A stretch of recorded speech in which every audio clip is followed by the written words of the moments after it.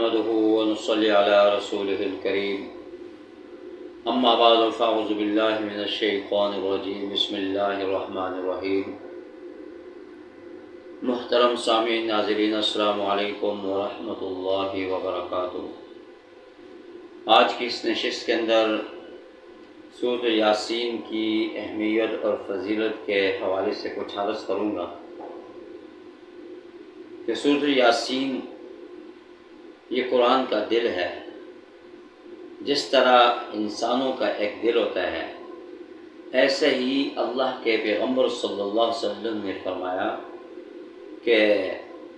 سورۃ یاسین قرآن کا دل ہے، اور فرمایا حضرت ابو ہریرہ رضی اللہ عنہ سے روایت ہے، اللہ کے پیغمبر صلی اللہ علیہ وسلم نے ارشاد فرمایا کہ سورۃ یاسین جو شخص شام کو پڑھے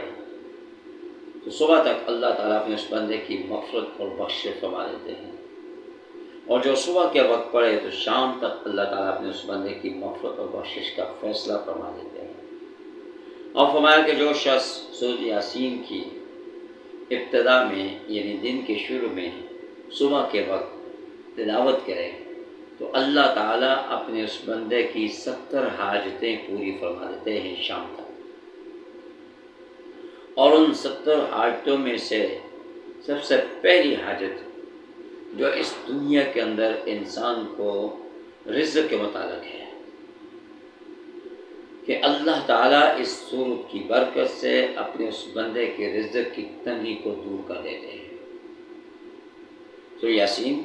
پڑھنے کی وجہ سے اللہ رب العالمین اپنے اس بندے کی رزق کی تنگی کو دور کر دیتے ہیں اور اس کو خوشحالی پیدا فرما دیتے ہیں، اور اس کے رزق مال کے اندر خیر و برکت پیدا فرما دیتے ہیں، اور باقی جو 70 حاجتیں ہیں فرمایا کہ اللہ تعالیٰ اپنے اس بندے کے کام کو آسان فرما دیتے ہیں، اس کی مشکلات کو دور فرما دیتے ہیں۔ تو اس لیے اللہ کے پیغمبر صلی اللہ علیہ وسلم نے ایک اور موقع پر فرمایا کہ میری یہ خواہش ہے کہ میرے ہر امتی کو یہ سورۃ یاسین یاد ہو اور پڑھا کرے۔ اس کے بڑے فوائد ہیں، بڑی فضیلتیں ہیں، اور جو شخص بالخصوص کسی پریشانی میں مبتلا ہے اور کسی ایسے مشکلات میں پھنسا ہوا ہے تو اس وقت سورۃ یاسین کا حفظ کرنا، سورۃ یاسین کو پڑھنا، اللہ تعالیٰ اپنے اس بندے کی اس مشکل کو دور فرما دیتے ہیں، پریشانی کو دور فرما دیتے ہیں اس سورۃ یاسین کے پڑھنے کی وجہ سے۔ تو ہر ایک کو سورۃ یاسین یاد ہونی چاہیے، اور صبح کے وقت نماز فجر کے بعد اس کی تلاوت کرے، اور اس کے بڑے فوائد ہیں انشاءاللہ العزیز۔ انسان جب پڑھے گا تو خود ہی اپنی آنکھوں سے اس کے فوائد کو دیکھے گا۔